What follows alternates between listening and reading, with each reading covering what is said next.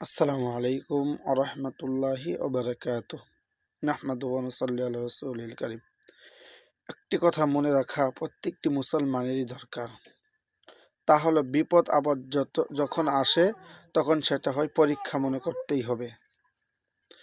সেটা হোক অগ্নি পরীক্ষা, জীবনের সকল ক্ষেত্রেই পরীক্ষা দিয়ে দিয়ে সব রকম নেক আমল জোগাড় করতেই হবে। সকল নবী রসুলগণ কঠিন পরীক্ষা দিয়েছেন। নবীরাই যদি পরীক্ষা দেন আর আমরা তো তিনাদের উম্মত, আমরা যদি পরীক্ষা না দিলাম তাহলে কিসের উম্মত হলাম? আমাদের আদি পিতা হযরত আদম আলাইহিস সালাম থেকে শুরু করে সকল নবী রসুলগণ, সাহাবী আজমাইনগণ ইমানে পরীক্ষা দিয়েছেন। আমাদের নবী সাল্লাল্লাহু আলাইহি সাল্লাম ও পরীক্ষা দিয়েছেন।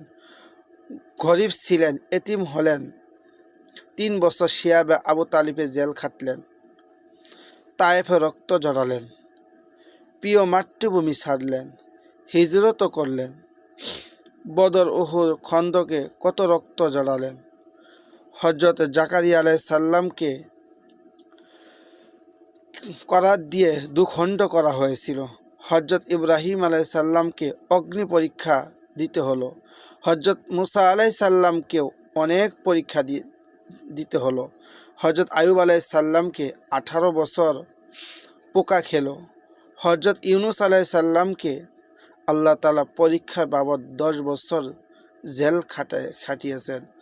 হযরত ইউনুস আলাইহিস সালামকে 40 দিন আল্লাহ তাআলা পরীক্ষা বাবদ মাছের পেটে কঠিন পরীক্ষা দিতে হয়েছিল। হযরত ঈসা আলাইহিস সালামকেও আল্লাহ তাআলা পরীক্ষা নিয়েছেন এবং উনি পরীক্ষা দিয়েছেন। সকল নবী রাসূলই যদি পরীক্ষা দেয় তাহলে আমরা কি করব? আমাদের কি পরীক্ষা হওয়া উচিত না? আর আমরা যদি পরীক্ষা নাই দেই তাহলে আমরা কেমন মুসলমান?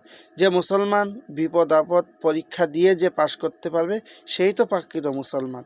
সব থেকে দেখেন আমাদের রাসূল এত সুন্দর চেহারা ছিলেন, এত মধুমাখা কথা বলতেন। রাসূলকে একটিবার যদি কেউ দেখতেন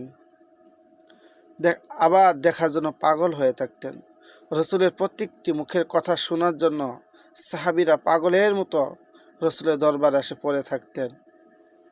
এ রাসূলকে আল্লাহ কত পরীক্ষা দিয়েছেন, তায়েফের ময়দানে কত রক্ত ঝরাইছেন।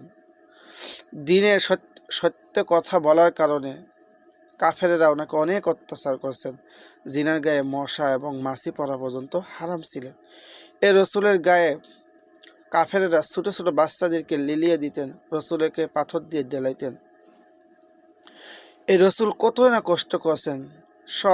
যত কষ্টই করেছেন সবগুলো কষ্ট একটাই উদ্দেশ্য ছিল যে আমার উম্মত যেন সঠিক পথে চলে। তাহলে আমরা যারা রাসূলের উম্মত হয়েছি তাদের কি করণীয় বলেন? তাদের কি করণীয় কাজ? এই জন্য প্রত্যেকটি মুসলমানের কাজ হলো রাসূলকে ভালোবাসা, রাসূলের আদর্শবান হওয়া।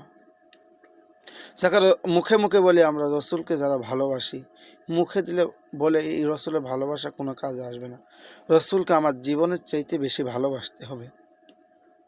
আমার কাজের ক্ষেত্রে, আমার দুনিয়াতে চলতে ফিরতে সকল কাজে আমার রাসূলের মহব্বত আমার অন্তরে থাকতে হবে। তাহলে ভাই আমি দুনিয়াতেও কামিয়াবি হব, আখিরাতেও কামিয়াবি হবে। আল্লাহ তাআলা আমাদেরকে যত পরীক্ষা দিবে এটা আমাদের ঈমানের পরীক্ষা যদি আমরা পাশ করে দুনিয়া থেকে যেতে পারি তাহলে আমাদের জন্য কবর, হাসর, মিজান, ফুলসিরাত সবগুলো আমাদের জন্য সহজ হয়ে যাবে। আর যদি আমরা পরীক্ষা আসলে এই পরীক্ষা যদি আমরা ফেল করি তাহলে আমরা কবরও আটকিব, মিজানেও আটকিব, ফুলসিরাতেও আটকিব। এই জন্য আমি প্রত্যেকটি মুসলমান ভাইদেরকে বলবো আমরা সকলেই চেষ্টা করি আল্লাহ তাআলার সকল পরীক্ষায় আমরা যখন যে পরীক্ষা আসবে আমরা ইনশাল্লাহ পরীক্ষা দেওয়ার জন্য তৈরি আছি এবং এই পরীক্ষায় আমরা উত্তীর্ণ যদি হতে পারি আল্লাহ তাআলা আমাদেরকে দুনিয়া আখিরাত উভয় জাহানে আল্লাহ আমাদেরকে কল্যাণ দান করবেন। সকলে বলুন আমিন। আল্লাহ তাআলার হুকুমগুলো মানা, রাসূলের আদর্শগুলো মানা, আল্লাহ আমাদেরকে সকলকে তৌফিক দান করুন। সকলে বলুন আমিন। আসসালামু আলাইকুম ওয়া রাহমাতুল্লাহি ওয়া বারাকাতুহু।